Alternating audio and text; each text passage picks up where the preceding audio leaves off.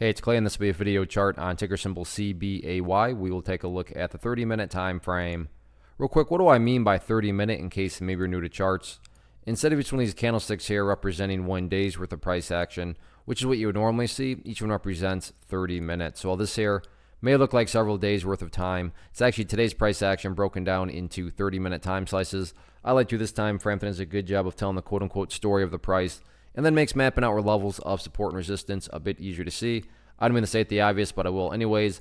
Pretty crazy movement today, not only from the price action perspective, but you look down here at the volume, and well above average volume on the day. So a lot of eyeballs on this one. So let's map out some areas of support, and then we can talk levels of resistance. So the first level of support that stands out going into Wednesday, going to be right here at the $5.80 mark. And the reason this one really stands out is, yeah, you had the nasty movement this morning, and then the price did return back upwards, and then after that it started to pull back down, and on several occasions, both there, and then even the final 30 minutes right there, you can see the price got around 580, but the bears really did struggle to press down through 580. So that does illustrate there's quite a few buyers sitting there at 580, which would definitely be the preferable level, meaning if the price could stay above there, that would make the chart look the strongest and healthiest going forward.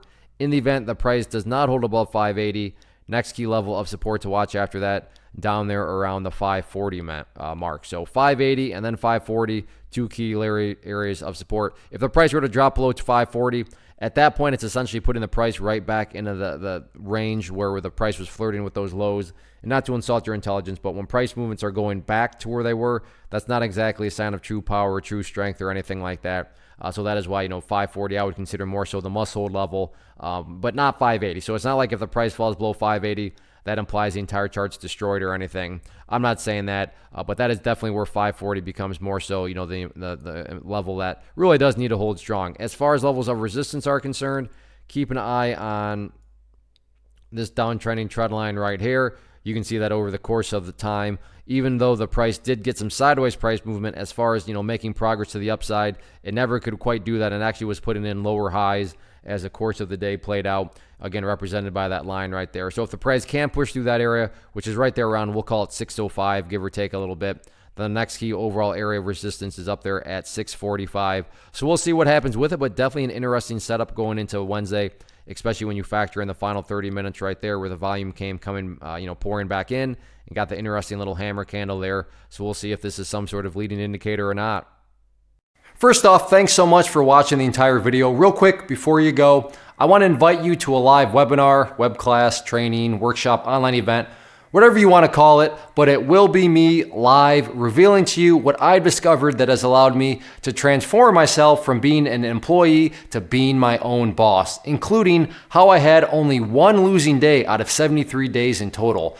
I'm going to cover 3 keys that have helped me unlock profitable consistency within the markets. The first key is super weird, but in a productive type of way. The second key is super awesome because it quite literally is wired into our DNA as humans, making it very easy to use. But in a cruel way, this becomes a pitfall for many traders. I'll explain it all though, including how to avoid the pitfall that it creates for some. And yeah, the third key, when you hear it, sounds way too good to be true, but it's not, and I'll show you how it all works. Then at the end, I open it up for a question and answer session that is, again, totally live. Even if you can't make the live session, please still sign up as it will be recorded, and you can go back and watch the replay that I will send you.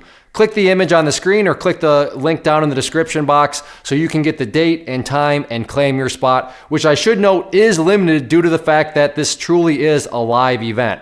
If you have any questions, let me know. If not, I'll be seeing you soon.